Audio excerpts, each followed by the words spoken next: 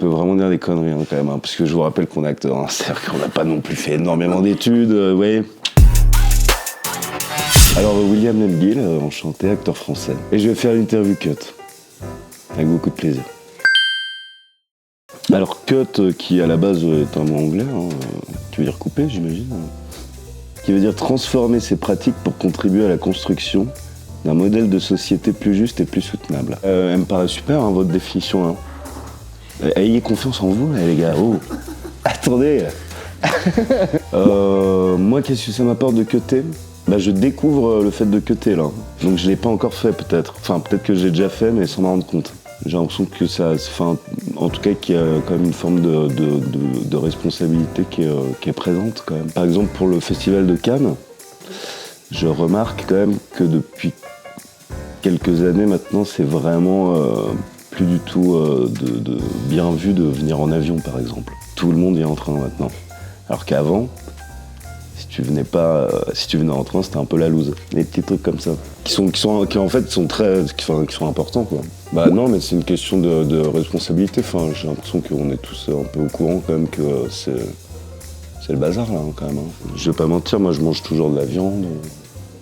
Je suis pas exemplaire quoi. Enfin après voilà, chacun essaie de faire à son rythme et tout ça. Et en tout cas, je me sens évidemment oui concerné quoi. Et je trouve ça cool que justement l'industrie elle fasse pas genre comme si ça n'existait pas quoi. Que les consciences elles s'ouvrent, que ça cut.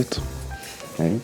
Enfin moi je me dis quand même que c'est vraiment les gens qui sont au gouvernement, tout ça, qui ont cette responsabilité aussi. Enfin c'est important que les gens se responsabilisent, mais par exemple, si on interdit des choses, en fait, on voit quand même que les populations, elles sont assez flexibles. Par exemple, je suis fumeur et avant, je balançais mes mégots comme ça. J'avais une super technique pour les balancer hyper loin et j'adorais le faire.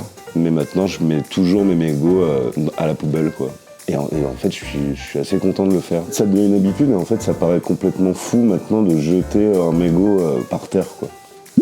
Je sais pas comment dire, je pense que les trucs les plus difficiles, j'imagine que c'est... je sais pas, peut-être je dis n'importe quoi, mais... non mais on peut vraiment dire des conneries quand même, parce que je vous rappelle qu'on est acteur, c'est-à-dire qu'on n'a pas non plus fait énormément d'études, ouais.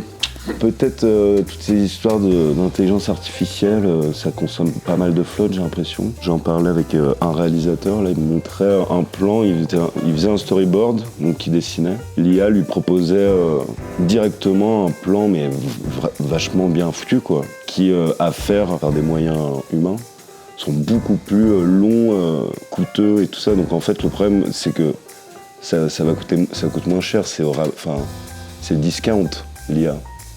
Discount. Donc ça donne envie. Et en plus, les résultats sont plutôt pas mal. Donc ça, c'est un petit piège. Warning.